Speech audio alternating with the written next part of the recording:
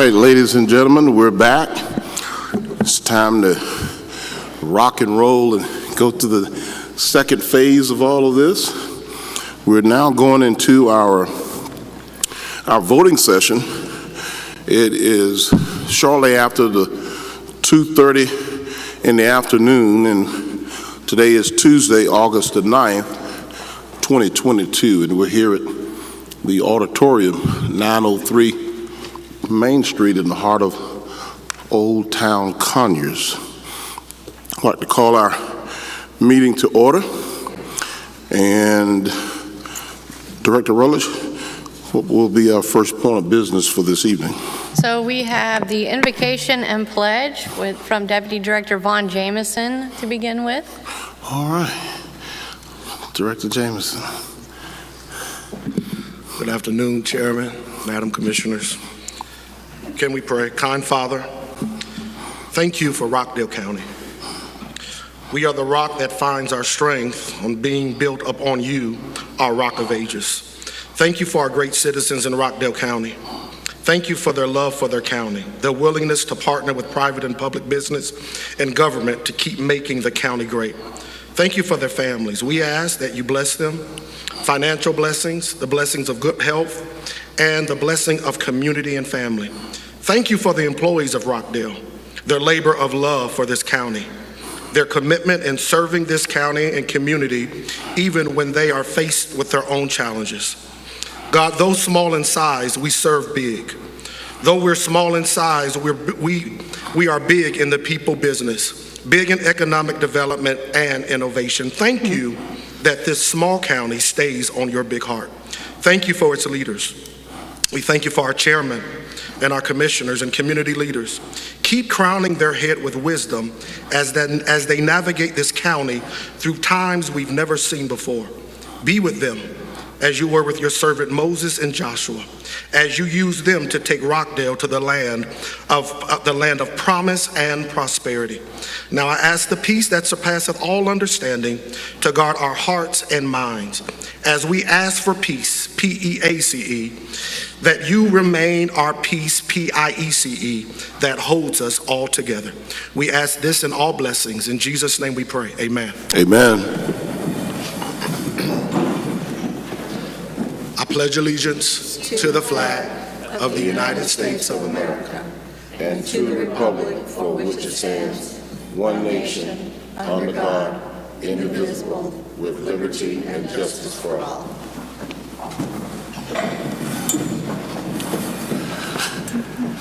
Thank you, Deputy Director Jameson, for leading us in the invocation and pledge of allegiance. Now we have a special recognition and presentations. I think we're going to see a video from the PR department with Juvenile Court. So, Mr. Chairman, unfortunately, Juvenile Court had to reschedule just because the hearing went a little bit longer, so we will pick that up at a future board meeting. Sounds good. Thank you. We'll keep it moving. Thank you so much, Director. The next will be item number 4, Commissioners, the approval of the agenda. What is your pleasure? I move to approve the agenda as presented. I second that motion. It's been properly motioned and second. Are there any questions or comments on item number 4? I have a question. Since I'm not going to get a second for the CREDC, can we remove that from the agenda? You can remove it from the agenda, but you can do it during when the item comes up. Okay. It's not on the consent agenda, is that right? No. It's on the regular agenda, which means you'll have to take a vote on it when it comes up. Right. Okay. All right. So what is your pleasure on item number 4? You had a motion and a second. And she had questions, yeah, right. So all in favor, say aye. Aye. Aye. Okay. Motion carries. Next item number 5, approval of the minutes of July 12th, 2022 and August 2nd of 2022. I move to approve the minutes as presented. I second the motion. This has been properly motioned and second. Are there any questions? Any comments? All in favor, say aye. Aye. Aye. Motion carries. Unfinished business, item number 622, 2022-319.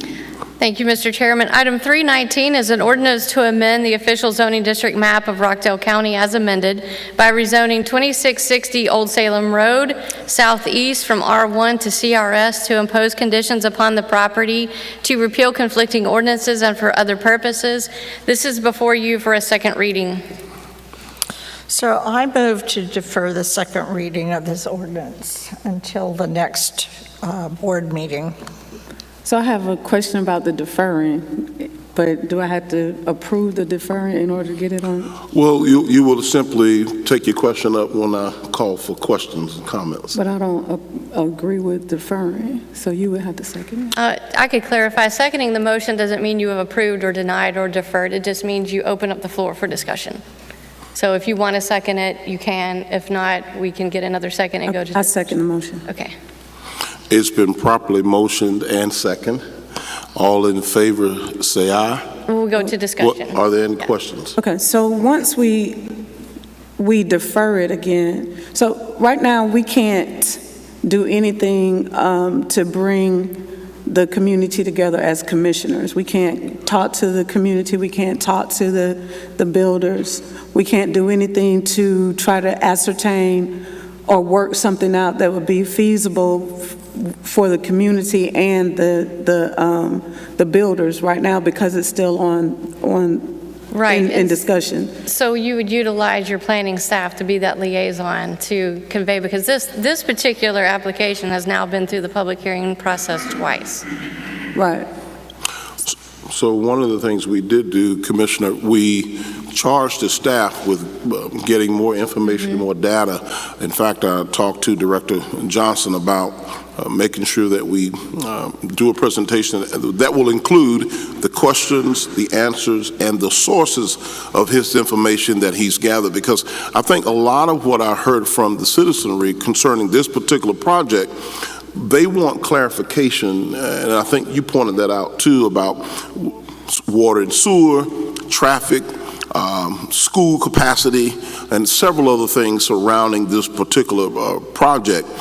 Director Johnson and his team has been tasked to make a presentation to the executive leadership team so that we'll make certain that all of those questions coming from the community have been answered and addressed, and that he provides the source of his information.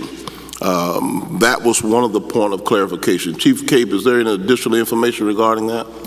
No, sir, Mr. Chairman, that is exactly on point, and the reason for the deferment is to allow the staff more time to address the citizen concerns, so that before it's presented for a vote, that all citizens have answers to their questions. So, Commissioner, what additional you may have? I guess my concern is, if we don't do this, if we don't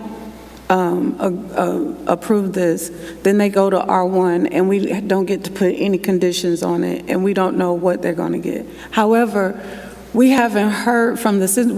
We've heard all of the concerns from the citizens, but we haven't heard from the citizens what they would like to see. What would be something that they would support over there. We haven't presented to them like the green space. Like, we haven't painted the picture of the green space. We haven't painted a picture of how this community could be better with this CRS, and we won't have the ability to do that if we just defer it, because we can't facilitate those things. So that's where I am. Well, one of the things that happens, and I'll take a stab at trying to explain a little bit as to where we are with this project without violating the rules with the process. Typically, when there's a parcel of land that's anywhere in the county, it's privately owned. Right. So a developer would contact the owner of the land. Right. The developer has a vision about what it is they want to put on that property. Well, they take their vision to the planning and development department to make certain that their vision lines up with the zoning and the ordinances that Rockdale County currently has in place. Typically, we don't go and get developers for private parcels of land. People learn of those private parcels, they discover them on their own, and then what they do is make an offer on it. They come to the county. All that takes place kind of all together and determine whether or not they can put what they're desiring to put on that property. If it falls within the guidelines of the county ordinances and our master plan, then typically there's no reason for the BOC to oppose it. Right. However, there's another layer. We do have the Planning Commission. And as you know, the Planning Commission is comprised of local citizens, and they serve somewhat as a buffer to be able to filter the information coming from the developers, from citizens, as citizens voice their opposition, and in some cases, share their support for whatever that project may be. In this case, we've had a number of citizens to email and call and even come to the meetings and express their viewpoint about this particular development. What we've tasked the staff to do, the Planning and Development Department, is to hear those citizens and to make note of all of those questions. I asked the director to provide a PowerPoint, a very detailed PowerPoint, that will have question, answer, and the source of his information. He just can't come up with this stuff on his own. There has to be some research and some data to back it up. The goal was to present that to the BOC as well as to the general public, making certain that we said to the public, we hear you, here are the questions that you've given us, here are the answers to your questions, and here are the sources of the information that supports the answers to the questions that we've been able to answer. And that's basically it in a nutshell in terms of this project. I get it. However, right now, these people are asking us to change the zoning, and what that is doing is they're asking us to change the vision from a R1 with the setbacks, with the everything that is involved with a R1 to something else completely different than the vision that the people who purchase the property around have. So now we have to get the people who owns the property around that to buy into this new vision. When these people, and I've said it before with other requests, when they purchased this property, they purchased it thinking that the other homes around it were going to have certain setbacks, have certain footage or whatever, and now we're changing that when we change the zoning. So I do believe that they should have some say in the vision of that property also, and that's why I would rather work with the communities to see what we could do so that the people that own the property can sell their property, the developer can be happy, but also the people who purchase their residence thinking that a certain type of development would be around them, that they're happy also. And that's mine. And so, Commissioner, that is what the planning staff is doing right now. As it states right now, the ordinance that's proposed in front of you has 12 conditions on the zoning. And it includes the setbacks, it includes the square footage of certain houses, and what planning staff is doing with specifically the members of the Ansbrook subdivision is going through all of those items that the chairman alluded to. Some of it's in here, but some of it's not yet. So that's what we need the deferral for, to continue to work on it, to have something that we hope will come as a better compromise. And I do want to caution the commissioner to keep this in mind, that both the owner of the property and the developer are both making investments. They're watching all of these proceedings to see how this is going to pan out. We can't set a precedence in the county of changing and flipping ordinances based upon what's not happening in the middle of it happening. If we're doing something to change the forecast or the future land use of a property down the road, that's one thing. But as a development is already in the process, they've gone to an owner and purchased some land. They purchased it with the understanding that it was able to be zoned for what they went to the Planning and Development Department and said, yes, it's zoned for that. So there may be opposition from the citizens, and we can hear from them, as we've done multiple times in the past, and how we can reshape some of the conditions to make sure that we meet some of the needs and concerns of the citizens. But when an owner has a piece of property and a developer knocks on his door and say, I want to purchase this property, they go to the Planning and Development and decide, can I put what I want to put there based upon Rockdale rules and regulation? When Planning and Development says yes, they proceed with the development of their property.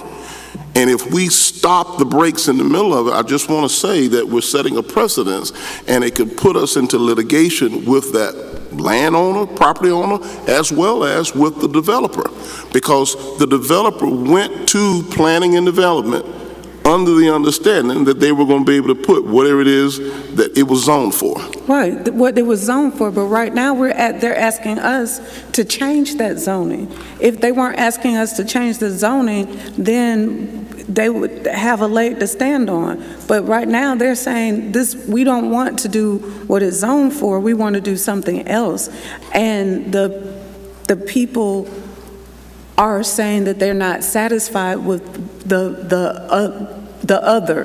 When they purchased their residence, they're saying that they were expecting one thing to be developed there. That's what our comprehensive land use plan says. That's what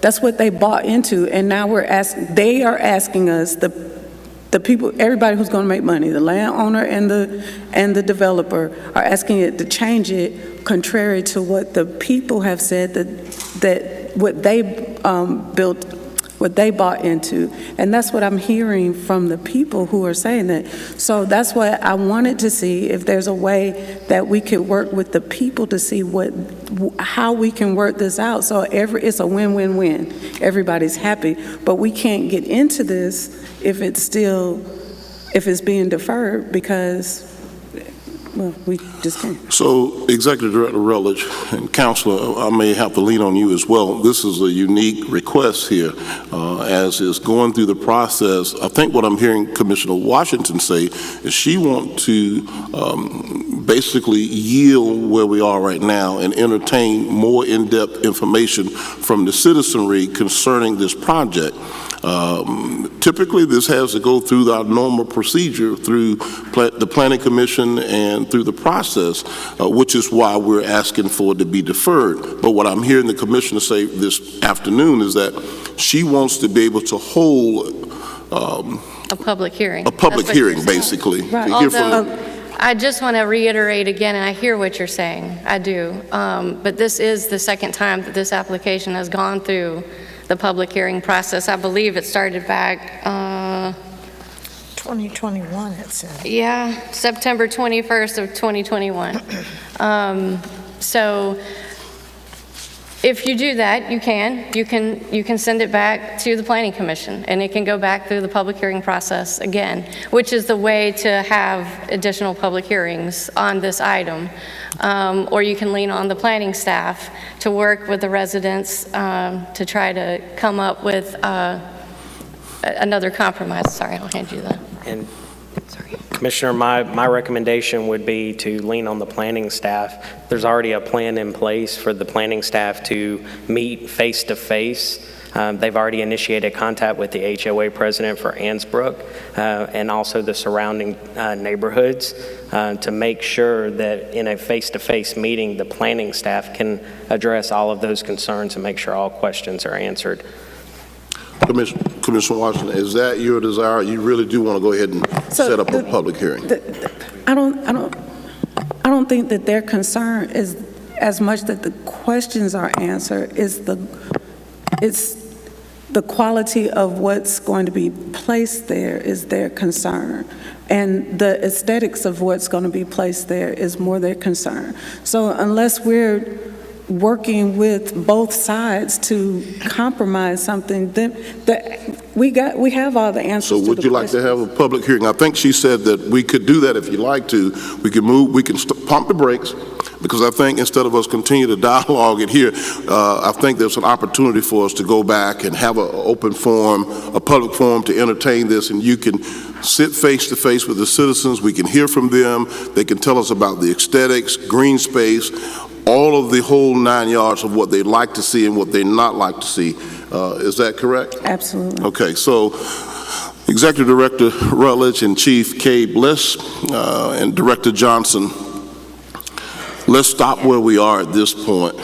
And I want to make sure that we're entertaining what Commissioner Washington is asking. And one of the things that she's asking for is that we hear from the general public regarding this particular issue before although we've deferred it, this would have been the second time, and we're going to defer it again so that we can go back and hear. So I think what I'm hearing is you want to send it back to the Planning Commission. Is that what I'm hearing you say? If you defer it, you're not having public hearings. If you send it back to the Planning Commission, you're having public. Can we set a special public hearing for? That would be a legal question. I'm so sure. sorry. That would be a legal question. I'm not sure about that. If there's some exigency, but in light of the fact this has been pending 2 years, I don't see an exigency. It'd be more appropriate to do it through the normal process. So, Commissioner Washington, what's being said is that let's take it back to the Planning Commission, allow them to have their normal public hearing, and it stays within the guidelines of the Planning Commission, and go through that process where citizens can come out and voice their concerns and opinions and all of those things. Right, but it's going to be the same concerns and opinions if we don't do anything. If we don't do anything to figure out what the citizens. Right now, there's a list of questions. There's a list of things that they don't want. That's everything that we've heard of what the people don't want. What we haven't heard is what will work over there, what will work for the citizens, what will work for the developer, what will work for the landowner. How do we make this work so that we avoid the litigation, we get something that the citizens can be proud of because they've given their input, and we move forward with the planning process. If we just send it back through the planning process, we're going to get the same things because we haven't addressed the issues. And so if we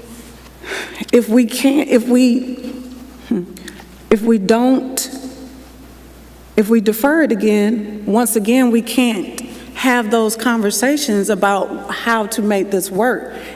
If we just send it back through the planning process, we haven't, once again, figured out how to make it work. We're going to hear the same concerns over and over again. So my question is, how do we get this to a place where everybody's trying to make it work, a win-win-win? So it looks like we've sent it back to the Planning Commission once already. Twice. Right. Twice. I see 2 Planning Commission meetings. And so,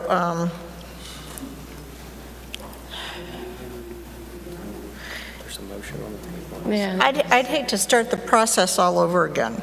Right. You know, because that Planning Commission process was in the second one was in December, and we're already 9 months later. So we're talking about another 8-9 months before we can Right. do anything again. Right.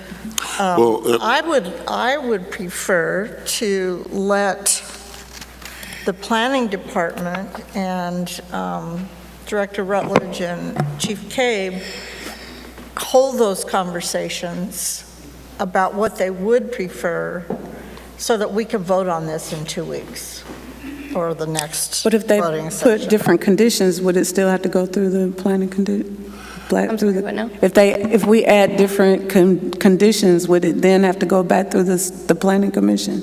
It depends on how much the legislation is modified. I'm so sorry, I didn't. It depends, there's a bit of an echo. It depends how much the legislation would be modified. I mean, right now, you've got 12, 13 conditions already on it. So So right now, we have a motion and a second on the table for deferral. We're in discussion. Just want to let you know that we've got that right now. So we probably need to take a vote on that and then see where we go.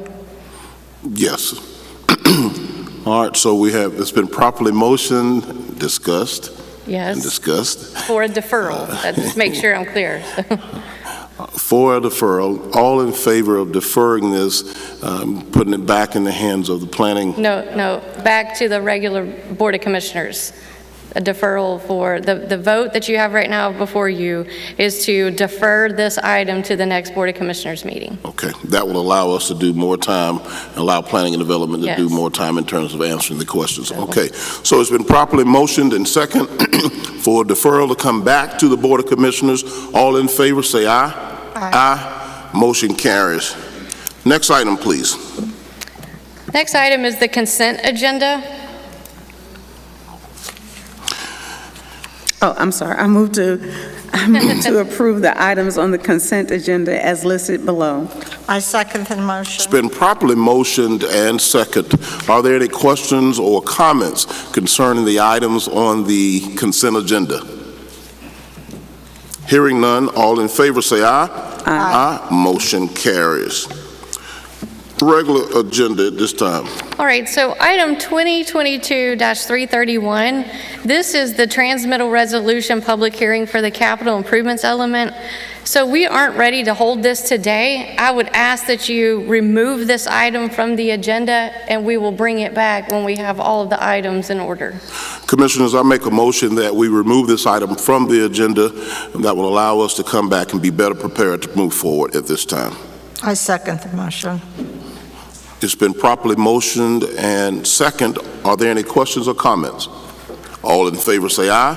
Aye. Motion carries. Next item, please. Item 358 is future land use case 2022-05, an ordinance to amend the future land use map of Rockdale County's comprehensive plan as amended, so as to redesignate property located at 0 Highway 138 Southeast, Highway 138 Southeast, and 2010 Southeast Weatherstone Circle from the commercial future land use category to the mixed use employment center future land use category, to repeal conflicting ordinances and for other purposes. This is submitted for a first reading.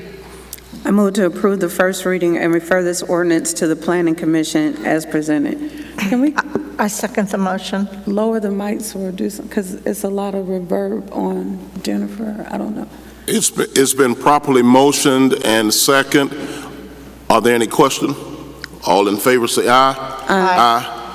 Motion carries. Asking that the PR department will make an adjustment on the echo on the microphones. Thank you. All right, I'll sit Next back item. a little bit. Maybe that helps. Item 359 is rezoning case 2022-11, an ordinance to amend the official zoning district map of Rockdale County as amended by rezoning 0 Highway 138 Southeast from C1 to RM to impose conditions upon the property, to repeal conflicting ordinances and for other purposes. This is submitted for a first reading. I move to approve the first reading and refer this ordinance to the Planning Commission. I second that motion. It's been properly motioned and second. Are there any questions or comments on this item? All in favor say aye. Aye. Motion carries. Next item, please. Item 361 is with the Conyers-Rockdale Economic Development Council for an Iris Drive study for a payment of $70,000. It's my understanding we would like to remove this item from the agenda. Yes. We could get I move that. to, Okay. I'm sorry. I move to remove item 361, the Conyers-Rockdale Economic Development Council Iris Drive study from the agenda. I second the motion. It's been properly motioned and second. Are there any questions? All in favor say aye. Aye. Motion carries. Next item, please. Item 362 is with Jericho Design Group LLC for the General Services Department. This is for the Judicial and Administrative Complex Design and Planning Services in the amount of $54,250, and it will be approximately 10 weeks. I move to approve this contract as presented. I second the motion. It's been properly motioned and second. Are there any questions? All in favor say aye. Aye. Aye. Motion carries. Next item, please. Yes, item 363 is a list of alcoholic beverage licenses to be considered. Is Chairman. Commissioners, what's your pleasure? I move to approve this item as presented. I second the motion. It's been properly motioned and second. Are there any questions? All in favor, say aye. Aye. Aye. Motion carries. We are down to public comment. I don't have any cards. I think there are some Is there cards something? that probably have not made it their way. We're down to public comment. This is an opportunity for all of those that want to speak during public comment. We'll take full advantage of that opportunity at this time. Oh, yeah, that'd be great. And I will go ahead and read the disclaimer. As a reminder, public comment is limited to 3 minutes per speaker. Comments relative to any issues that are currently going through the public hearing process, matters that are in active litigation, political campaigning, or partisan politics will not be heard in this meeting. Speakers are to address the chairman, not each other or the audience, and are expected to conduct themselves in an appropriate manner. The use of abusive or profane language shall not be allowed. No debate or argument between speakers and/or members of the audience shall be permitted. Mr. Chairman, I just want to expound a bit. I know it's been a very long day, so if you don't mind just for 1 second, that we've already concluded the millage rate public hearings today, and we won't be hearing any more on the millage rate, but also the zoning public hearings have also been concluded. So just items that don't include zoning and millage rate, because those public hearing processes are still moving. Thank you. Thank you, Director Rutledge, for that clarification. Chief Cade. Ms. Turner will provide her card after she's finished speaking. That's perfectly fine. Go right ahead, Ms. Turner. Okay, good afternoon. I thank you for this opportunity to speak. I watched the first two public hearings on the 2nd at 10 a.m. as well as 6 p.m. Several people or several citizens mentioned a forensic audit, and I believe Doreen said that there had been one from someone they've never used before. I just want to explain the difference in a forensic audit. It is required that the board or the county do an end-of-the-year report to select who's going to do your accounting. The forensic audit is a forensic accountancy or financial. Forensic is the special practice area of accounting that investigates whether firms engage in financial reporting misconduct. So there is a difference. With that said, through open records requests, I have some documents here that I can ask to pass around, and these are from open records requests where in 2020 there was an attempt to open a, daycare. The two commissioners, the two female commissioners, were not aware of this until they received a flyer. The money was being taken from the CARES Act. It was being spent by the previous CFO, Rosalind Miller. And when on the 28th, I believe the attorney O'Quinn advised you all that you had a deadline of September 1st to say how you were going to use the money. And he made some suggestions. I believe it was stated in that meeting that the two of you did not know that the CARES money was in. Also in the newspaper, it said had 3 agreements, $98,000 each, and it mentioned Commissioner, or it mentioned Oz Nesbitt's name. The CFO, Rosalind Miller, made all the purchases on the P card, which the invoices are there. The items were returned, and we lost money because there was a restocking fee. I think the total that was spent was $83,000. So that is a wasteful use of money. She was fired, and that's as far as she went. I would think a forensic audit would be necessary to see what other funds were being misused or not approved for use. The other item that I want to mention is that wasteful spending. January of 2022, 10,200 test kits, COVID test kits were purchased. As of April 2022, only about 1,100 had been distributed. That was wasteful spending because the government was giving it to them, So that was, and that cost $91,000. And I consider that wasteful spending. That was also through an open records request. Thank you for the time. Thank you, Ms. Turner. Thank you so much. So, Mr. Chairman, we have 3 cards. I'll provide you with one, but 2 of our citizens have submitted cards for items that are currently in the public hearing process. So we'd just like to remind our citizens that if you have an item, if you want to speak about an item that is currently in our public hearing process, now is not the time to do that, and that's required by law. So when the chairman calls your name, if you have something else you would like to address, please feel free to step up to the microphone. But if it's an item that's currently in the public hearing process, we are not able to hear that right now.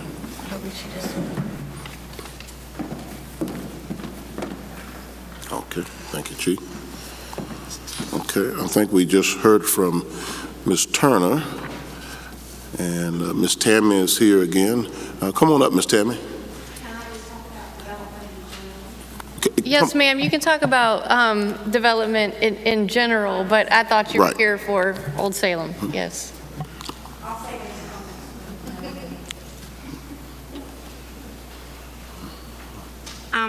What I want to talk about is, as citizens, what we look at is the county as a whole.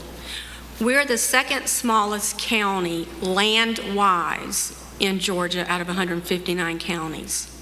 We rank 28 in population and 11 in density. Let me say that again, 28 in population and 11 in density. We just keep packing people in, packing people in. We've got all these townhouses being built, all these multifamily developments that are currently underway. And I said this at the Planning Commission meeting, it's like a balloon. You keep blowing puffs of smoke in there and air in there, and eventually it can't take anymore. We have to look at that as a whole, and that's what we encourage you to do as our BOC when development issues come before you. Thank you. Thank you, Ms. Tammy. Thank you. Mr. Kirk Lofton. Come on up, Mr. Lofton. Good afternoon, Commissioner. Good afternoon. I'm opposed, well, I'm not going to speak about the problem that I really have up here, but I'm going to talk about development as a whole, just like Tammy just mentioned. It seems to me like in Rockdale, I come from a city, and it seems to me that Rockdale is trying to create an illusion of a city, and it's not a city. It will always be a county. It is a county, and you won't have the resources the cities have. So when you pack people in cities, they have buses. When you pack people in counties, they have cars. And this is going to disturb the infrastructure, the traffic patterns and everything that we're dealing with now, and not to mention the schools. I think I counted approximately somewhere around 1,300 residential developments on the south side of 20. And I have not counted one school yet where the kids are going to go to school and everything. And they say that they have this they already have this under wraps and everything, and they really don't. And the problem that I have is that we've been going through a process for a while, just trying to kind of not mention it too much and everything. And what is the proper process of all this? Because I know of a situation that we're talking about, and the community shouldn't be held liable for the lack of studies that the plan and development and rezoning didn't do. So to do-overs, this is not acceptable. Everything, when they get do-overs, we don't. So I'm just saying that they need to put a halt on all the building and everything right now until they do the comprehensive study that's coming up soon. Take a look at that and see what we have, so we're not just throwing stuff in here. Like I said, I come from a city. I'm from Washington, D.C. and everything, and I was listening to the hearing earlier about the taxes and everything and how people get pushed out with taxes. I watched that happen in D.C. It's called gentrification. And what happens is that people buy houses, they own houses, and then what ends up happening is they can't afford the taxes because somebody decides to build an $800,000 house next to a $50,000 house that they paid for, that they bought outright, and now they're getting pushed out. So I'm just saying they need to take a look at these things as a whole and stop trying to make Chicago out of Mayberry, in other words. That's what it looks like to me. Thank you, Mr. Lofton. Ms. Williams, A.V. Williams. Come on up, Ms. Williams. Hello. Again, I told you this is the freest thing. It's the only thing I can afford, so I'll be here. So maybe it's the process I don't understand because I'm kind of new to this. So when the Planning and Development Department makes a decision to say, yes, we approve rezoning, is that an absence of hearing from the people? Do they say yes before they know if they can say yes, or do they hear from the people and then say yes? So one of the things I want to do, Ms. Williams, for the sake of your public comment, and there's a lot more, it's more complex than time will allow us in this setting, but there is a process, and I would encourage you, as Director Johnson is making his way to you now, to get his information, and he will explain to you what the process is so that you'll understand. Typically, as I stated earlier, when someone sees a parcel of land available anywhere in the county, what they do is they do the research and they determine through our Planning and Development Office whether or not their idea or their vision matches the zoning requirements. If so, they may purchase that property and then move forward with developing that idea. Oftentimes when it matches up near a residential community or subdivision, there's an opportunity for the citizens to come out and voice their opinion. And it typically goes through the planning commission process.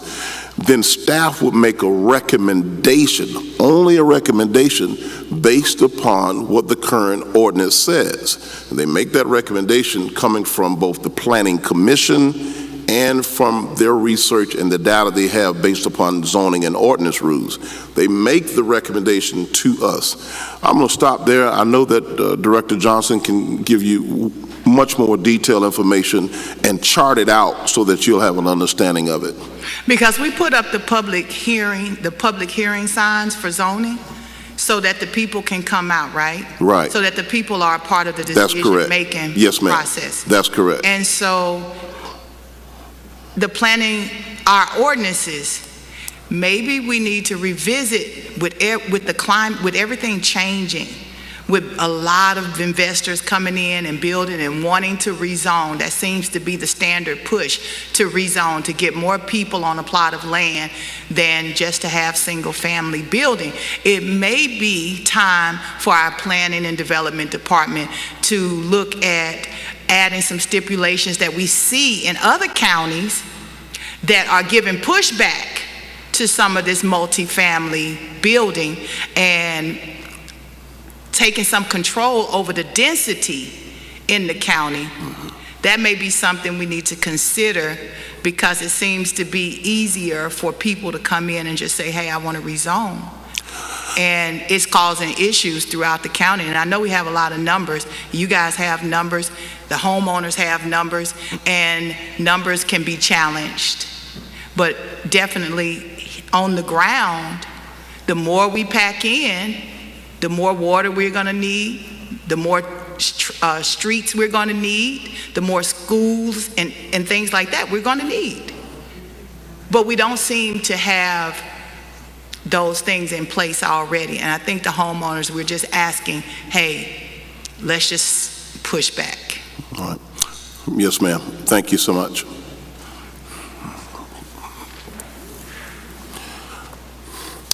Okay. No more public comment. That's it. Any other public comment? George Kellercheck. Come on up, Mr. Kellercheck.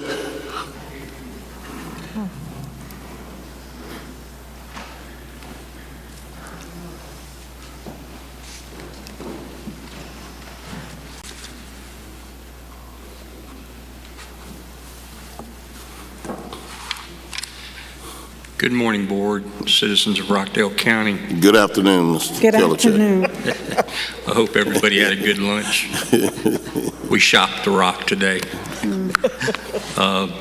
Just to our due diligence within the Taxpayer Association, Planning and Development, and also being a board member of the Rockdale Soil Water Conservation District, we have become very, very sensitive to a lot of this clear cutting in large developments, apartments, and townhomes. About 9 months ago, I provided y'all a concept from Mr. Greg Ramsey, who owns Village Habitat. It's a conservation development community, and he does projects around the world. And his projects, before they even break ground, they're sold out. And the reason being, it's what the citizens of today and the millennials are looking for, is a 5-acre to 200-acre parcel of land that doesn't have to be clear-cut, but can have 40% to 50% green space, along with single-family and townhome type concept. I know, Miss Washington, in an email you said this would be nice for Rockdale County. I will provide you that information again. I'd recommend you contact Rick Ramsey, who's in Decatur. Have him come in and do a presentation. Kalanis and I have talked about it, and let the developers and the builders know of, another concept, because many people are not aware that the state and federal government does have grants to put in these types of communities for long-term living for taxpayers. Thank you very much. Thank you, Ms. Kelichek. All right, I think that concludes our public comments. All right, we'll move right on into board comments. Start with Commissioner Washington. It's been a long day, and I think I've said a lot. And we still got some more to go. Right, so I'm going to be very, very short. All right. The only thing that I'm going to say today, until Dr. Williams reminds me of something else, is that we still have, we are still doing my small business mixers today. Hopefully I'll make it there by 6 o'clock, but it is going to start at 6 o'clock to 9 o'clock at the Reserve. And tonight our keynote speaker is Dominic Wilkins. So hopefully as many people as possible can get out and go over to the Reserve, spend some of your money in Rockdale County, listening to one of our citizens, Dominic Wilkins, and mix and mingle and let their hair down after today's long day. That's all I have so far. Commissioner Williams. So next Wednesday, a week from tomorrow, is my 4th annual nonprofit appreciation brunch. And the keynote speaker will be Troy Johnson, who is from the Healthcare Foundation. Can't remember if it's Georgia Healthcare Foundation, but he's from the Healthcare Foundation. And we'll be talking about ways to access funding for nonprofits, which should be really interesting. Then the following Monday, on August 22nd, Post 1 and Post 2 are sponsoring a housing forum, and that will be a discussion about what are the needs that we have in Rockdale County, what assets do we already have, and what could we look at moving forward. So George Kelichek just mentioned the conservation concept for developments, which I'd really like to get a copy of that. I just want to comment that we did not do a forensic audit a year ago. We did a regular audit that was done by a company that was the first time that they had come in to audit Rockdale County's finances. They indicated there was no indication of misuse of funds, and so the decision had been to not move forward with a forensic audit, since theirs said there didn't appear to be any misuse. There's some discussion about looking towards doing a forensic audit and putting that into our budget for next year, and we will keep you apprised of that as we move forward. Okay. Commissioner Washington, any additional comments? So I want to follow up on this forensic audit. So at one point, we thought we wanted a forensic audit, and then we were advised on how detrimental it really is to the county to do one.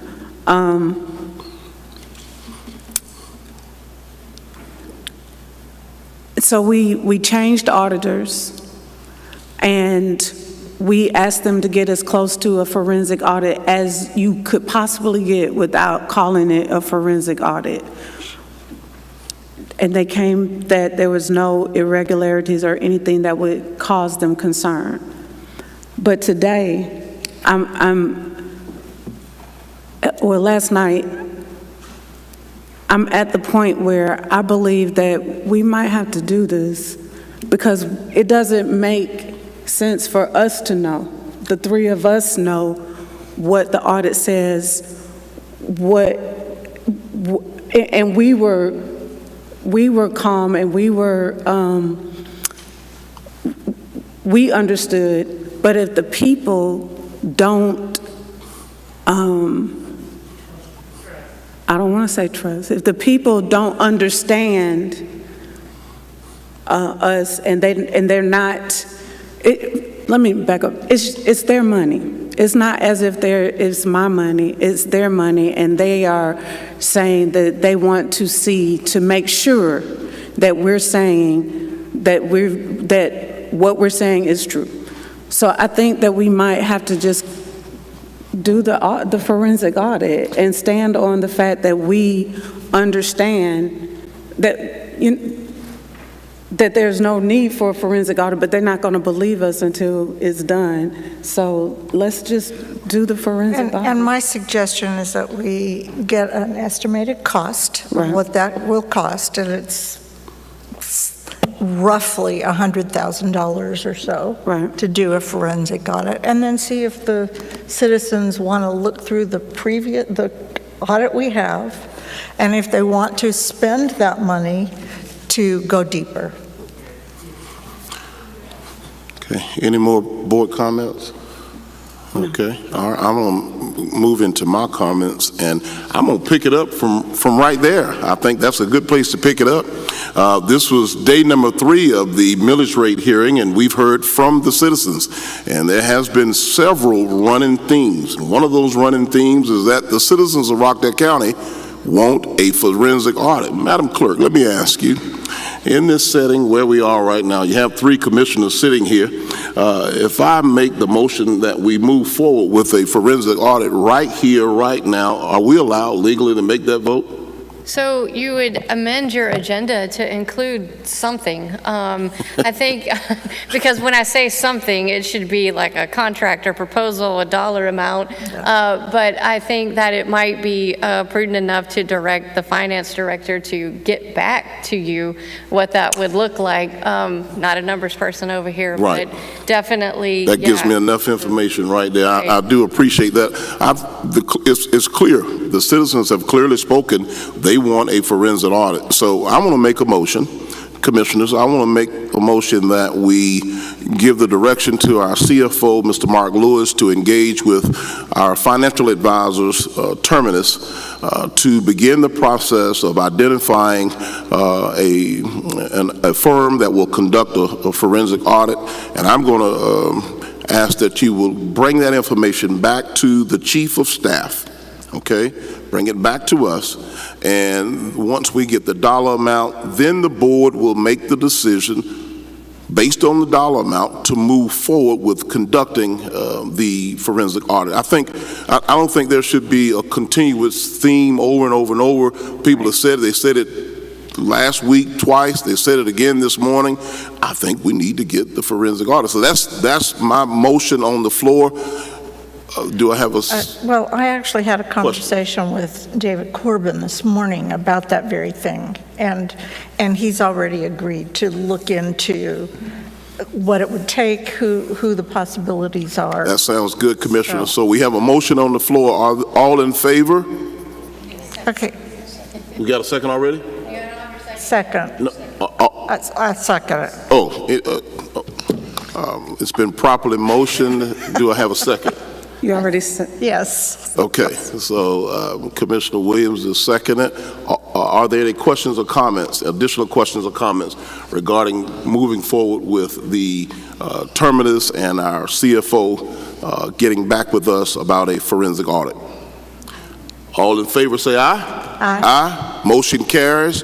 We've just given direction, clear direction to our financial advisors as well as our CFO to collaborate together and get back with the Chief of Staff and the Board of Commissioners on the dollar amount so that we can move forward on behalf of the citizens of Rockdale County to force and I don't ask that we put a timeline on that. I think that's very important because the citizens are asking that we move swiftly with a sense of urgency.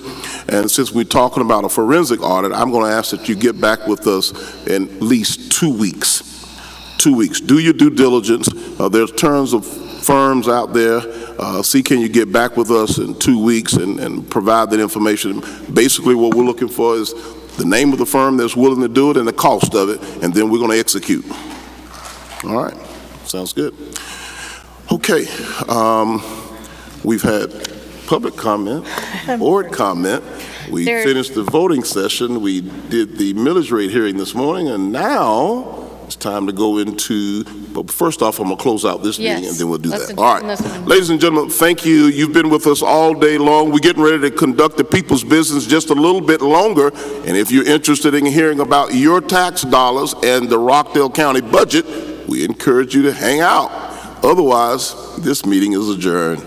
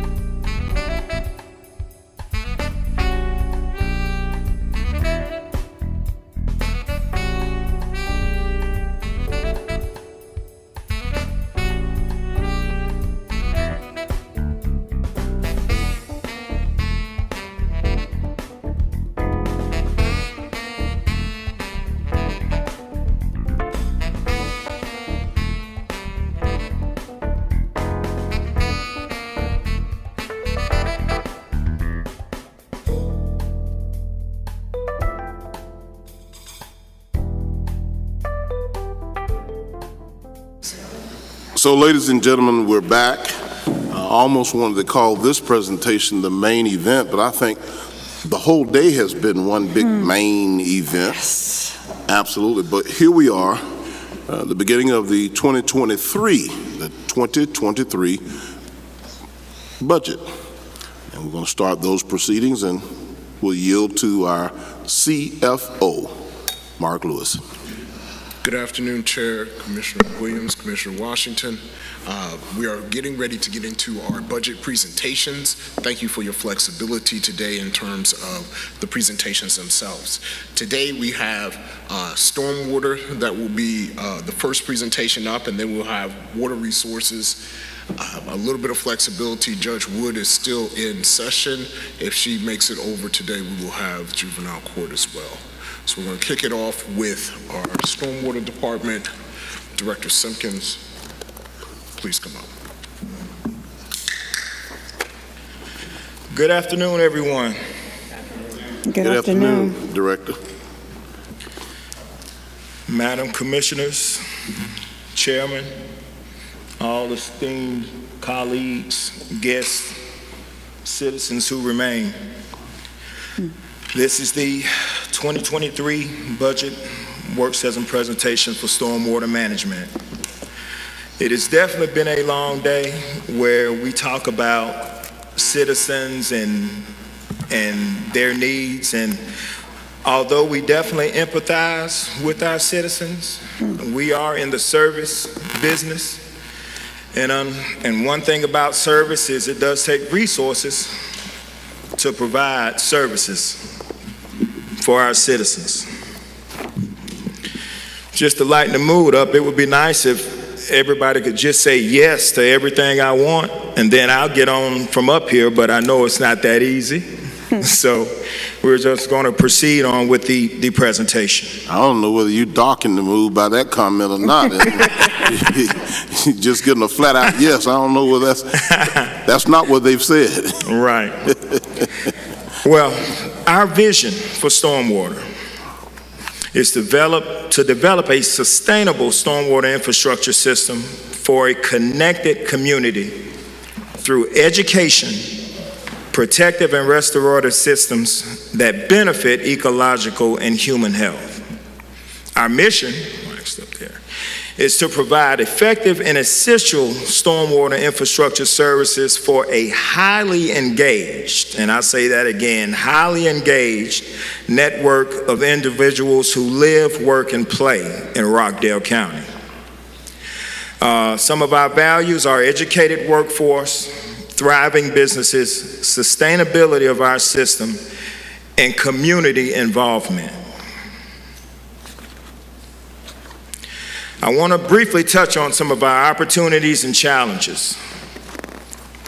Some of our successes have been breaking ground on capital improvement projects and maintenance projects, our stormwater master plan update, and also our regulatory compliance program, which we've worked very closely with the state of Georgia on that to make sure that we are totally in compliance in regards to our stormwater regulations.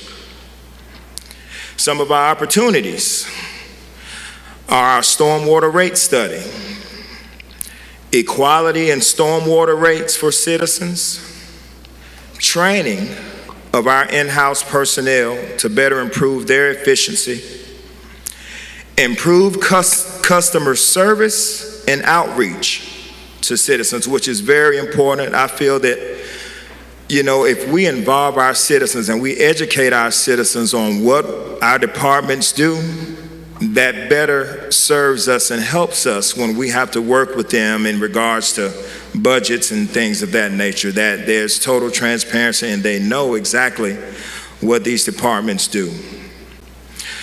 Federal funding for infrastructure projects, which is something where we work very closely with our finance department and our grant writer, and we're always out looking for federal funds that we can use to improve Rockdale County stormwater infrastructure. Once again, opportunity for stormwater outreach and education. We have a new position, which is in our PR department, but she is definitely on the front lines for educating in regards to water resources and stormwater management. That's our utility education specialist. Some of our challenges are funding to meet needed capital expenditures, funding for engineering studies to complete our master plan, staffing, which is needed to maintain stormwater management's operational effectiveness and efficiency, and our other challenge, managing citizen expectations. Some of our goals for this year are over 1,000 feet of stormwater infrastructure replaced. The chairman often talks about 40-plus years of neglect for our stormwater infrastructure. That is no small task, but as they say, you don't try to eat the whole cow at one time. You take small, manageable bites, and you end up making progress to do that. Grant funding also is another goal and initiative. Improving water quality in Rockdale County by reducing stormwater pollution. Education and awareness among stormwater stakeholders is very important, but also incorporating green infrastructure into a lot of our projects. In regards to our organization, we've been blessed to where we're almost fully staffed. We have just 2 vacancies in our department. Talent management has been a tremendous resource to us in helping us get our department to where it needs to be in terms of staffing. Executive Director Holmes, I thank you very much, you and your staff. Our budget summary. Our budget for fiscal year 2022 was just over $5 million. Due to the economic climate, changes in material costs, the need for tightened regulatory compliance in our department, need for other professional services in the way of design for some of our capital improvement projects. Our proposed budget for fiscal year 2023 is $6.4 million. Now, I'll bring up my deputy director to kind of go into some of our changes to our budget. As you can see itemized here, they're really minor changes. In the areas of repair and maintenance, rental equipment, fuel, and also some of the other supplies, which covers our staffing needs, some of our costs to handle our increased staffing. We've had minor changes in those amounts. Our major change, and what I really want to touch on, is our professional services. Engineering, surveying of job sites, updating our GIS mapping program, financial consultation, legal services, our stormwater rate analysis, and some of our collection on past due stormwater utility fees are just some of the professional services that we've had to kind of augment our staff with these professional services.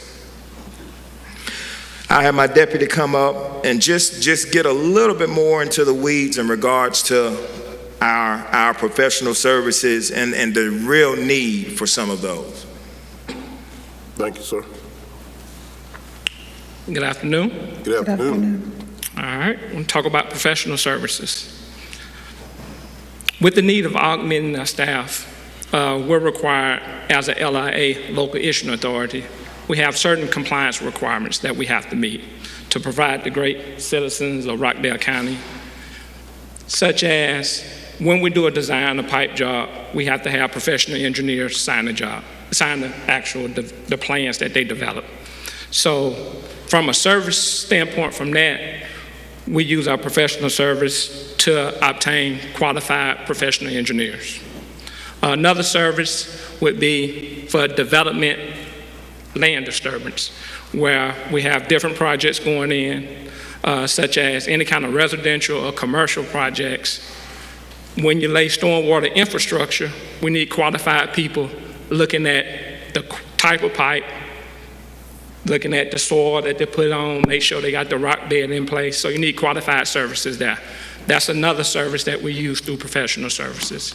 As for our stormwater infrastructure, going out, verifying that the pipe that's in the ground is the identified pipe when we get ready to do the design, that it's the particular pipe, so we can actually do the design.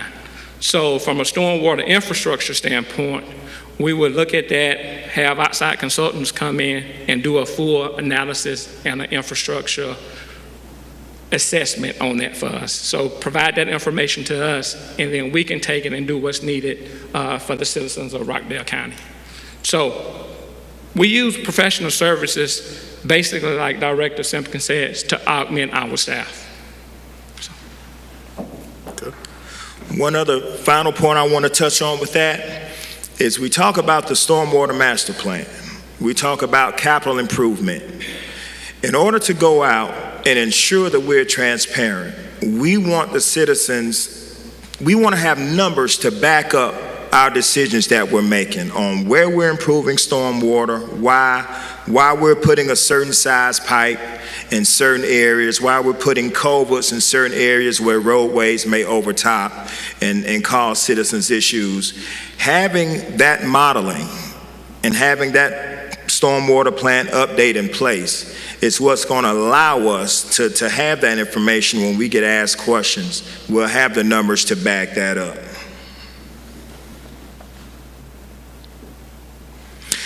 We have one request classification. With the addition of the utility outreach specialist, doing a lot of the outreach for stormwater management, with the increase in development in Rockdale County, we do want to reclass our MS4 and outreach specialist position over to an erosion and sediment control specialist and development inspector position. This would be additional boots on the ground to go out and inspect a lot of this new development that is going on in Rockdale to ensure that all infrastructure as it relates to stormwater is being put in according to county codes and ordinances. This concludes our presentation. Do we have any questions, comments for us? Commissioners, any questions for Director Simpkins? I'll start with Commissioner Washington. I have no questions at this time. If I have some, I'll call you. Yes, ma'am. Commissioner Williams? No, this reclassification is just that, moving a person from... Yes, ma'am. So there will be no need for additional funds or anything as far as our budget goes in regards to that reclass. Okay. Director Simpkins, thank you so much, and you certainly reached your goal in terms of the time of your presentation. Yes, sir. Thank you so much. Yes, sir. Ms. Gillard, I do see your hand. I'm going to come back to you at the end here and give you an opportunity. What we're going to try to do is get through all of these presentations, so don't leave. I'm going to make sure that we have an opportunity to hear from you before you leave.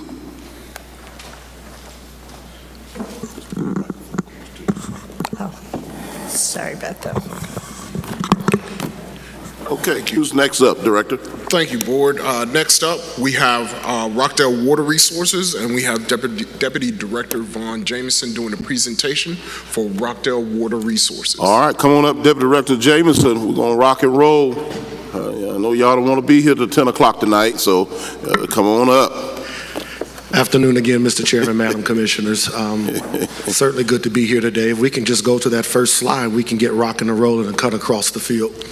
All right, Rockdale Water Resources. The vision of Rockdale Water Resources is to be the premier water and sewer utility in the state of Georgia, championing economic development, service delivery, while embracing environmental stewardship in Rockdale County. Our mission is to remain perfectly positioned to provide the ultimate natural resource, which is water. Our values are quality, dependability, and exceptional service. Next slide, please. Some of our successes, opportunities, and challenges.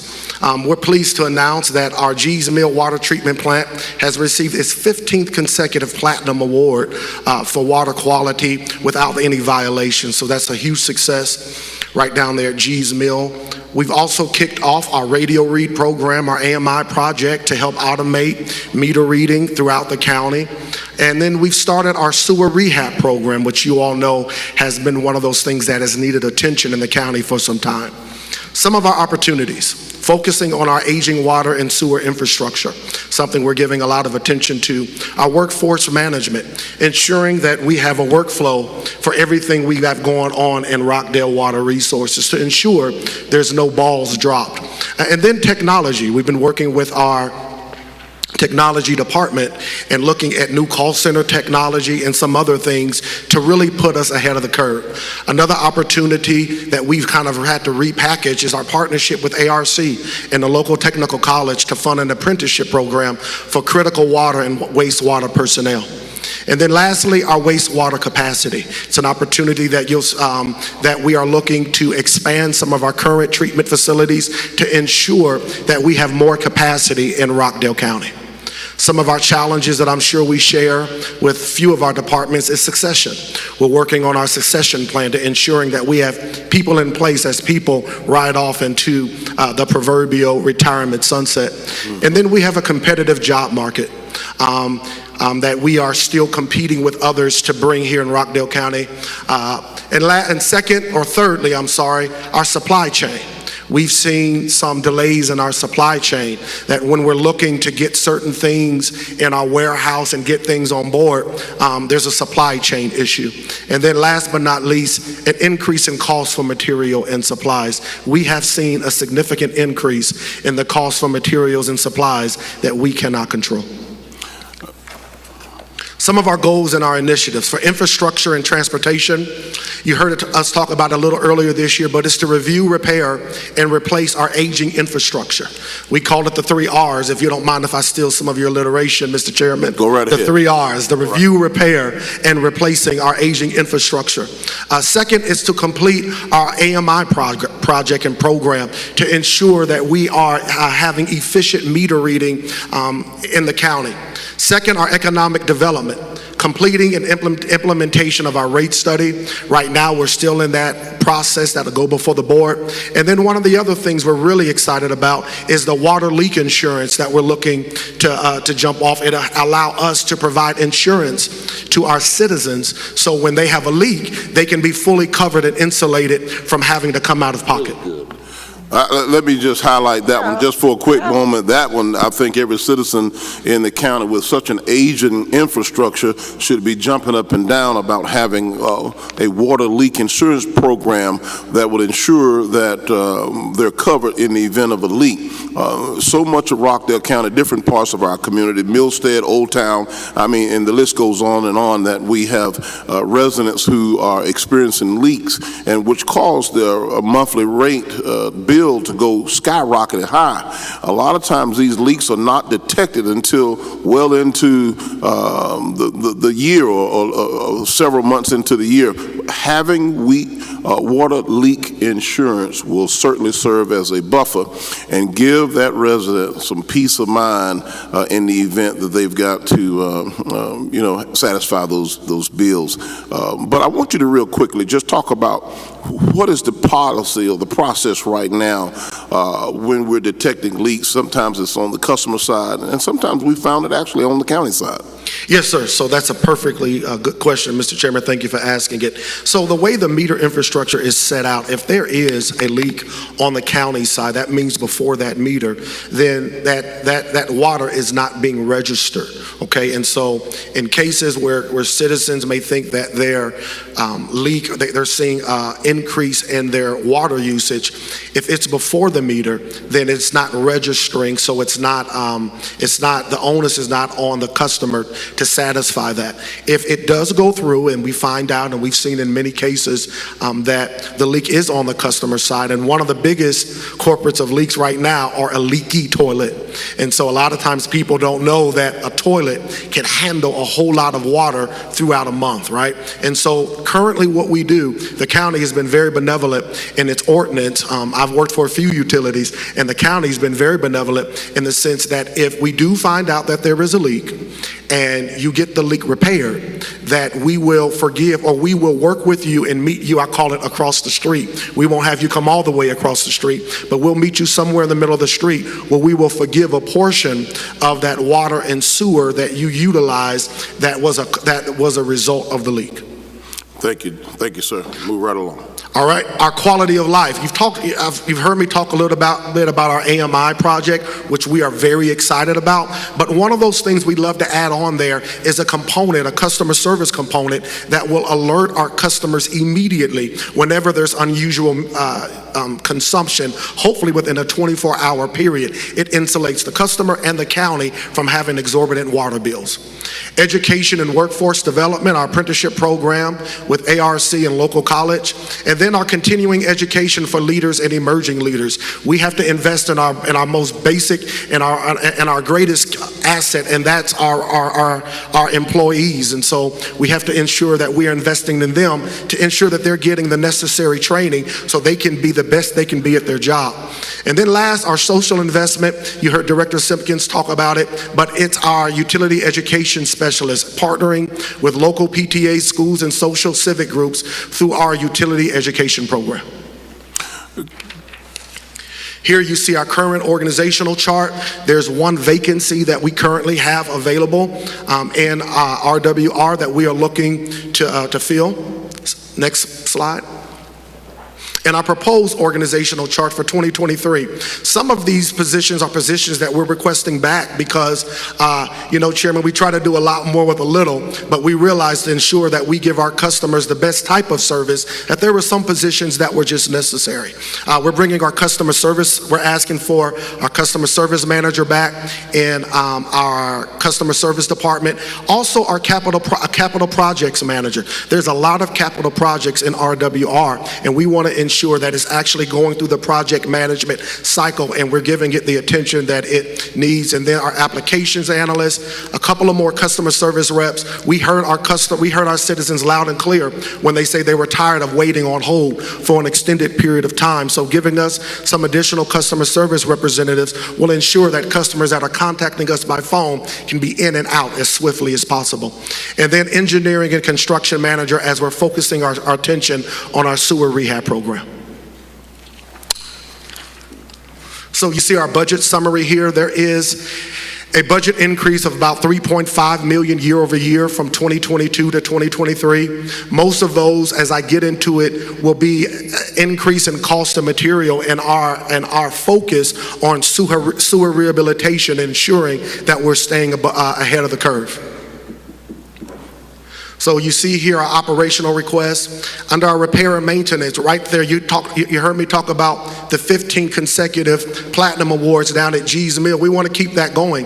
And so there's some filter gap change out for water treatment. You see that change a little north of $600,000. Our meter replacement program, we're already doing our AMI, but there are some meters that are already in the ground that are AMI, that they are coming to their life cycle of 10 years, and those have to be replaced also. So you see almost a little over $900,000 for that. And then sewer rehabilitation. This is our review process for professional services, that as we're reviewing the sewer rehab program, we can actually have that, we've allocated money in our capital to ensure we can address that so that our citizens are not frustrated when there's a water main break or sewer spill because of an aging infrastructure. And then last but not least, you have our technical services. I talked about it. There's just an increase in sewer supplies and chemicals. And so the bulk of our operational increase of 2.6 are dealing with those things. Next slide, please. Once again, here's the justification: mandatory maintenance replacement of the filters at the treatment plant. For general supplies and material, the older radio read meters are reaching its life expectancy, need to be replaced, and then our outdated topography to collect meter data. Professional service, once again, the aging and deficient sewer infrastructure, and last but not least, the additional costs for chemicals for the new plant and the rising costs for chemicals of wastewater treatment. So some of those chemical costs are also as a result of the Snapping Shoals water treatment plant that we just brought online late last year. So we're excited about that also. That gives us additional capacity to treat wastewater in Rockdale County. Here's a summary of all of our personnel requests that I kind of alluded to earlier. The only other additional thing is the reclass that we're asking for construction and construction and maintenance superintendent. Right now, we have 2 people who are classed as assistant superintendents, that their job function really is to be a superintendent. And so you'll see there's no dollar amount change, it's just a change in title and a reclass. Once again, here's our justification. Our capital projects managers perform capital project management oversight and serve as a liaison for both internal and external stakeholders. Application analysts will provide technical expertise for RWR application systems and data analytics. I talked about our CSR customer service manager and the engineering construction manager, in addition to the reclass of our construction and maintenance superintendents. Thank you. Any questions? Deputy Director Jamison, thank you so much. Commissioner Washington, any questions for the Deputy Director? No. Commissioner Williams, thank you so much. Wonderful presentation. Who's up next? Excellent. Thank you, Board. Our last presentation of the day is Juvenile Court. Judge Maureen Wood is going to come up and do that presentation. That is number 17 in your... Okay. All right. Thank you. Good afternoon, Judge. Good afternoon. I heard, did you hear him say he was the last one? I did. Well, we're all excited for you. Listen, I'm going to try. Y'all know I can talk now if I can't do anything else. All right, good afternoon. My name is Maureen Wood. I'm the Juvenile Court Judge here in Rockdale County, and this is our budget presentation for 2023. In this new format, we've identified our vision, our mission, and our values, and shared that on this slide. It's our vision in the Juvenile Court that all of our court-involved youth in Rockdale receive supervision, instruction, and therapy that responds to their individual and familial needs. And our court is committed to identifying and utilizing resources and programming that is aimed at the effective interventions and the expedited resolutions of court-involved youth. Our mission is to provide judicial decisions, safety, support, and guidance services to our court-involved youth and their families so that they can one day become productive members of our community. On this slide, we've been asked to identify some of our successes, our opportunities, and our challenges. Since 2016, we have added 2 additional accountability courts. One is our juvenile resource court program, and that is for young people who have mental health diagnoses, and so that is comparable to what the adult mental health court looks like for the adult system. We also added a family treatment court in 2018, and that is a accountability court that focuses on our parents in the dependency and neglect side of juvenile court, where young children are either, or teenagers, are either in foster care or are facing possible removal from their families due to their parents' substance use disorder. Both of those accountability courts were not in existence before 2016, and so we have added those courts, and so we are servicing not just the young people but also their families through those programs. Also, we have added Project GLOW, which is Girls Learning Our Worth.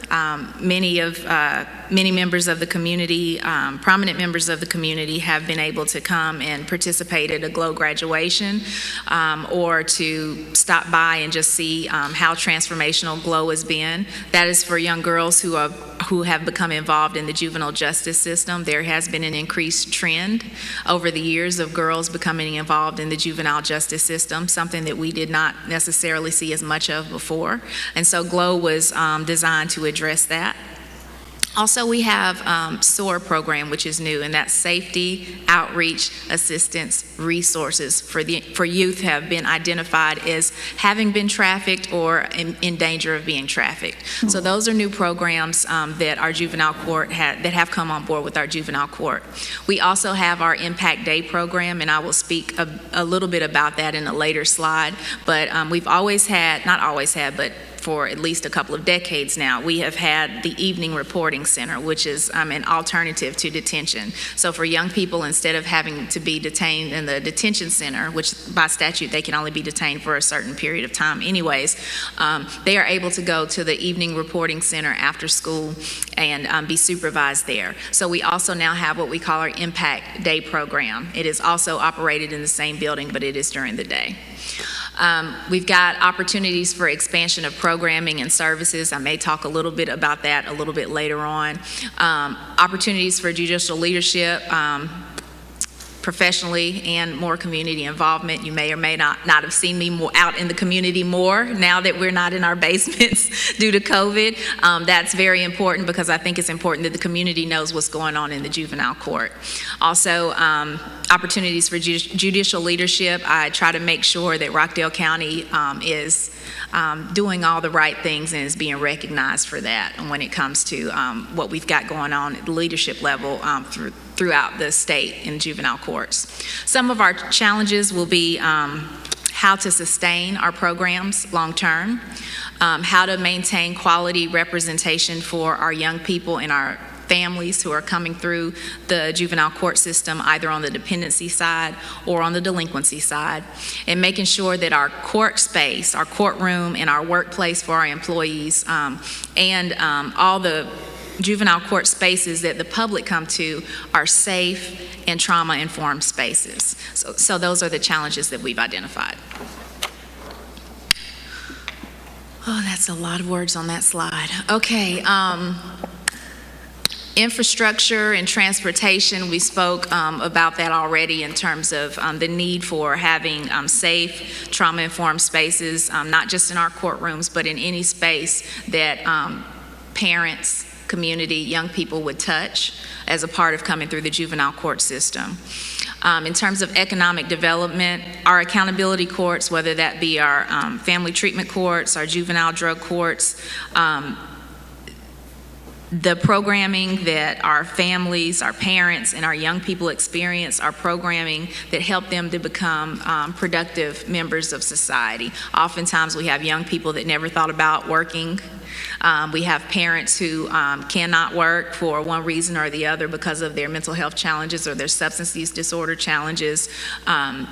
Instability in housing, lack of resources. Our accountability courts provide a lot more support and resources that your traditional programs would have for those families, and ultimately that helps to stimulate the economic development in the county. Next slide, please.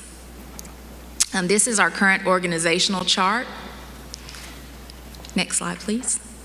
And this is our proposed organizational chart. Not much has changed. In terms of personnel challenges, changes, not challenges, I guess they are challenges because we're looking at sustainability. Our drug court or resource court program coordinator, that is currently a grant-funded position. We're asking that that be considered to be a position that we're able to maintain through the county. A program manager assistant, which is an official title for the person who has been running our day program for several years now, under actually a grant-funded position that does not cover what he's what he's actually doing. But both of those positions are currently grant funded, and we are looking at sustainability moving forward, and that is why the ask. Next slide, please. All right, so you'll see in terms of our proposed changes moving forward to the budget, $27,000 is $27,162 of that change is for personnel services and benefits, and $89,396 is for operating expenses. And we'll talk more about each of those numbers moving forward. Next slide, please. All right, so these are all the proposed changes under the operational expenses. The biggest item is for professional services, and so that's the one that I'll spend the most time talking about, but I'd like to go through the other ones first and come back to that one. Communication includes all of our cell phones, postage, and additional fees for Zoom and Adobe. Since we have transitioned from being completely in person to completely online to back to in person and hybrid online and in person, we utilize Zoom monthly, and there's a monthly charge for that that prior to COVID we did not have. Also, Adobe we've created, we're almost paperless to the extent that a court can be paperless. People are not passing back and forth court orders for me to sign anymore. I'm able to electronically sign those, but there's a cost associated with that. And then with cell phones for our staff, because many of our positions require staff to be in the field, we have work phones, and those prices have increased as well. We have dues and fees. Each of our clerks go to conferences, as well as the court, the conferences. Those are all the ones that are required by statute. Any additional conferences, we're very good about getting scholarships for those. Membership fees, notary fees, witness fees, and things such as BJ's memberships when we have to get incentives or to pay for certain things like incentives or snacks for some of our programs. We utilize BJ's because it is in the community, and every tax dollar we spend in the community stays in the community. We also want to continue to stimulate growth. Education and training for all of our staff, and including myself, that is not covered by grant or by scholarship, that comes out of this budget. Supplies, as we transition back full-time in person, our supplies have gone back to what they were before. A lot of people were doing a lot more working from home. In terms of the food, once again, anytime that we have, we provide a training or we provide a celebration for graduation or something like that, there is a small food cost. We're very good about minimizing that cost, but over the course of the year, that can cost more, especially with inflation and just food and things costing more than they used to. And then books and periodicals, that's standard. Every year we have to update all of our legal treatises, as well as anything that would have any kind of periodical or law book that we would need just in the normal course of business. Next slide, please. Okay. I feel like I've talked about every single one of these, so I would say we can start on the professional services. So the increase in the professional services, do you mind going to the next slide? It may break that down. No, I'm sorry. Okay, go back there. Okay, so professional services, we have court just like the adult programs have court. For young people who are accused of committing a crime, those are called delinquent offenses.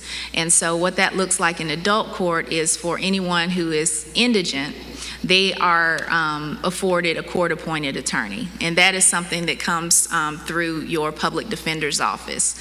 Here in the juvenile court, we do have a public defender who handles those cases, but anytime there are multiple perpetrators or multiple suspects, we have to have more than one attorney representing those parties because of the conflict. And so those who the conflict attorneys are on the delinquency side.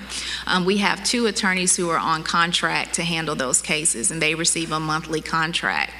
The other piece is on our dependency side. Any young person who comes into foster care or is in danger of coming into foster care where a petition for abuse or neglect has been filed against their parent, every single one of them by law has to have an attorney to represent them.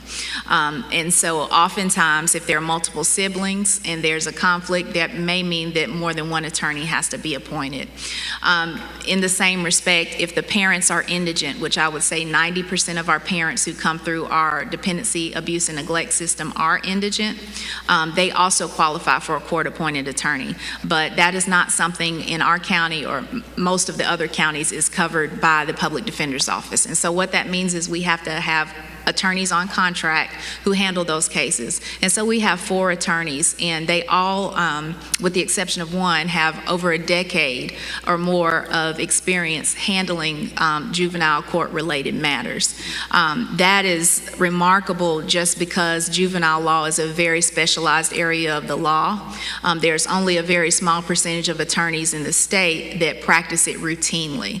And when you talk about what's happening in the dependency cases, children are being removed from their families, and oftentimes parents are facing their rights being terminated and their children being adopted. So you need attorneys who are representing these families, who are doing the training, who have the experience, who have the expertise, and who are committed to this practice of law. And so it's not a situation where we just, have a huge pool of attorneys around the state to choose from. I think we're doing better than a lot of counties because, like I said, the people that we have now, they definitely have the experience. Currently, they are in contracts where our current rate is $45 an hour out of court and $65 an hour for in court. The average for our contract attorneys and the amount of time that they are spending in court is about 52 hours a month, and out of court is about 65 hours a month. So I'm telling you that they're spending more time than they're already being compensated for. This is not about enriching lawyers. I mean, it is indigent work, so the expectation is not that they get rich or anything like that. However, I believe in order to maintain the level of representation that we want for our attorneys that are representing our families, they need to be paid a wage that is comparable. And so what we are asking for, it makes up the bulk of the difference in what they're receiving now versus what the proposed amount is.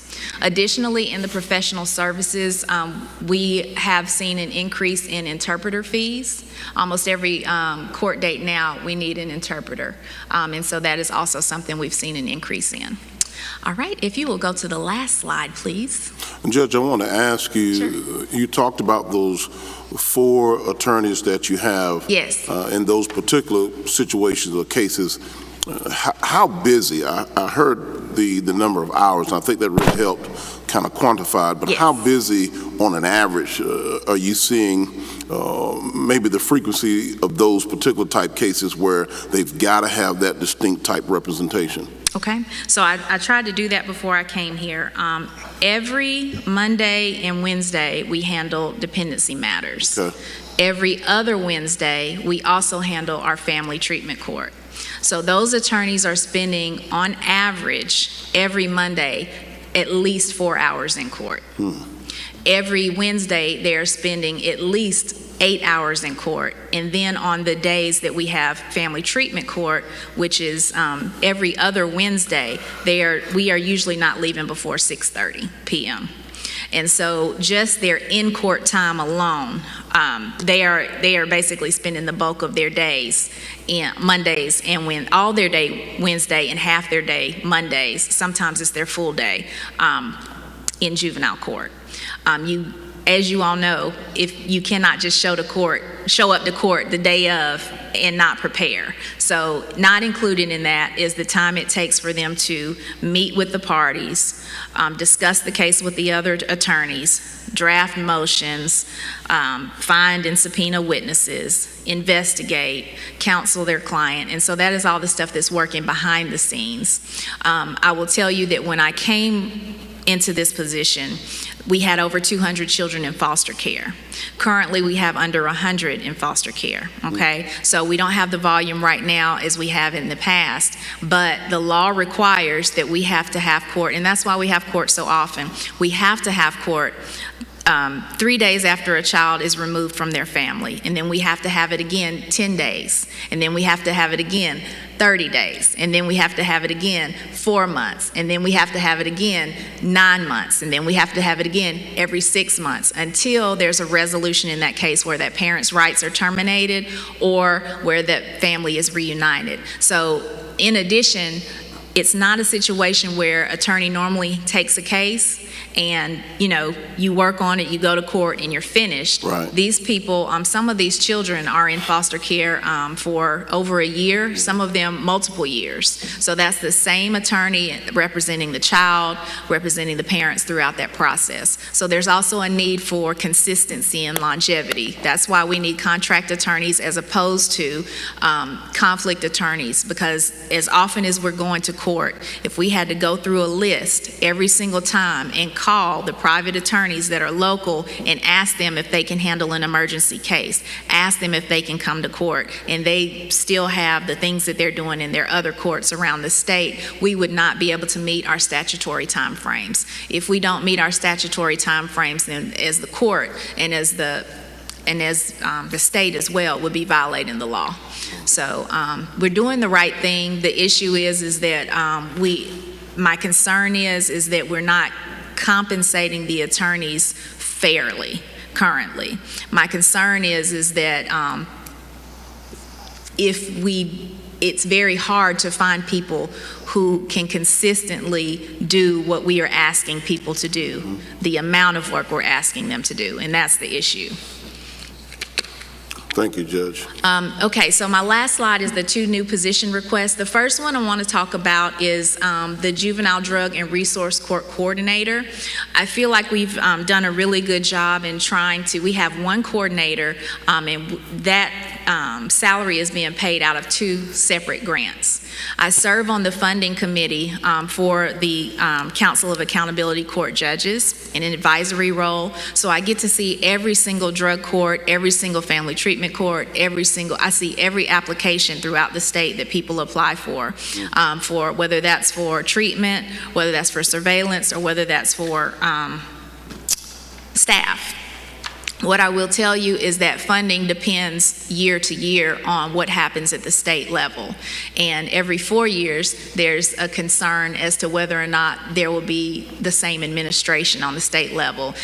Anytime there's a new governor, that governor may or may not have the same thrust as the prior governor. So every year there is a concern about whether or not there's going to be the same level of funding for the accountability court programs.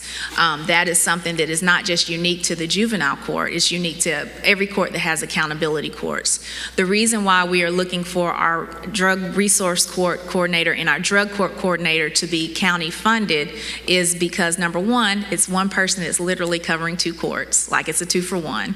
And then number 2, it is what will sustain us regardless of whether or not there's money for a case manager, regardless of whether or not there's only money for treatment. We just want to be able to continue to provide the same level of services. The other thing I'll say is the juvenile court is very unique in that our mission in the statute is to rehabilitate youth. So we can't do our job unless we have quality programs that gets to the heart of what's going on with these kids. So if these kids that are eligible for these programs are screened because they have substance use disorders, if they're eligible for these programs because they're screened and they have mental health challenges, then if we're not able to offer these accountability court programs, then we're doing a disservice to the youth. We're not able to live up to what the goals and aspirations were when the code was enacted. And then finally, my Impact Day program director is my FFT coordinator. What does that mean? That means that I have a grant for an FFT coordinator. I saw a need for us to have a day program because any young person who gets expelled from the school system and they're on probation, they're in the community. We don't want kids who are on probation to be unsupervised in the community while their parents are trying to work and while everyone else in the community is trying to work or be at school. So we saw a need for those young people to be supervised. So we already had the building. We already had someone who was there during the day in the building because of the FFT position, okay? But that's a grant that was not meant to cover this whole new program that was created out of a need for the community. So what we're asking for is for our Impact Day program coordinator who services young people who are on probation who have been suspended from school. So what that means is if your child gets suspended from school and they're on probation, you don't have to take off work. Instead, someone picks them up and takes them to the day program and they're supervised during the day. For these kids who have been expelled from school, where they have been sent to, for example, the alternative school and then put out of that program, they still need to be educated. If they are on probation under court order, they come to the day program. And then juvenile court, our jurisdiction extends to 16-year-olds. So as you know, in the state of Georgia, when you're 16, you can decide you want to drop out. So we have young people who have dropped out of school. If you are under court orders and you're on probation and you've dropped out of school, you have to go to the day program and work on your GED. You don't get to just drop out and be under court orders and not be supervised and not be working on your education. So we have a wonderful resource there, but my concern is that, once again, that FFT coordinator position is not a sustainable position. It is something that that may or may not be here, and we've already said, hey, while you're there, why don't you also do this? So our ask is that we have someone who is there for the day program to properly administer that program. And that's it. Commissioners, any questions from Judge Wood? Commissioner Washington, I'll start with you. No questions. Commissioner Williams. No, I don't have any questions, but I just want to comment on the wonderful work that you're doing over there with the juveniles and the youth in our community. It makes a big difference. Thank you. Judge Wood, thank you for all the work that you do. We hear the passion in your voice about the work and the dedication to the youth of Rockdale County. I really appreciated the breakdown and explanation with all of these various different programs and the need for the expertise of having qualified, competent people make sure they do the follow-up and follow through. You also talked about not allowing the children to fall through the cracks here in Rockdale County by having, my mind, I was sitting here thinking about the old school truancy officer type program they had back in the day. A lot of what you talked about is a new school version of that, making sure they have a centralized location, even if that kid has been suspended or expelled from school, still can get his or her education, as well as those 16-year-olds who decide to drop out can still move forward with a GED. Those kind of programs to rehabilitate our young people are so essential to a community. Thank you for what you do. You know this. My last question for you, what's the #1 request that you have? For, what do you mean? As relate to your budget. Out of what I've asked for? Yes, yes ma'am, out of what you asked for. On the spot like that. I don't know, because they're all, so here's the thing. That's tough, because in terms of the positions, my concern is the sustainability. I mean, I say that in all truthfulness. So that's a huge deal. I can't quantify how important that is. I also feel like if we do not have contracted attorneys who know juvenile law doing that work, the system would be in shambles. Like it's not like other areas of law where so many people practice criminal law. It's just not that way. Juvenile law, it encompasses more than just, did you abuse or neglect your child? You have to have a clear understanding of mental health conditions. You have to have a clear understanding of substance use disorder. When a case comes and the baby was alleged to have been shaken, you got to be able to look at hundreds of medical records and be able to understand what you're reading. And then when that doctor gets on the stand, you got to be able to ask them educated questions. Right. I mean, it's just not, It's just not something that you can say, oh, we've got all these attorneys, somebody can do it. The other thing is, it's indigent work. So the same way that the state courts and the superior courts struggle when there's a conflict and a public defender is not available to represent indigent people and they have to ask for private attorneys to come at a reduced rate and do that work, that's what we would be doing. But the difference is we wouldn't have the same list to pull from. We already have challenges now sometimes because even though we have those contracted attorneys, every child gets a lawyer. And sometimes families are blended. So you may have one mother and two fathers, three fathers. You may have 5 children. And so you can imagine if everybody's interests have to be represented, we only have 4 lawyers. So we already are having to pull from that conflict list. I don't know if I can, I don't know, because I haven't asked you for anything we don't need. I think you just, your supplemental response was the answer to my question. Yeah. And I think for a lot of the right reasons for citizens to hear exactly what you said. So I purposely I was intentional with my question to do that deeper dive in what you just did. Judge Wood, thank you so much. And we'll see you in the days ahead. All right. Thank y'all. Have a good rest of your day. Director Lewis. Thank you, Board. That concludes our presentations for today. We will resume our budget presentations again tomorrow morning at 10 a.m. We will hear from the Sheriff's Department, Sheriff's Office, and Fire and Rescue. Thank you. All right. So, Board, are there any comments from Commissioner Washington? No comment. Commissioner Williams? Ladies and gentlemen, thank you for a marathon day. We certainly appreciate all that have stayed with us throughout this Super Tuesday. This meeting is adjourned.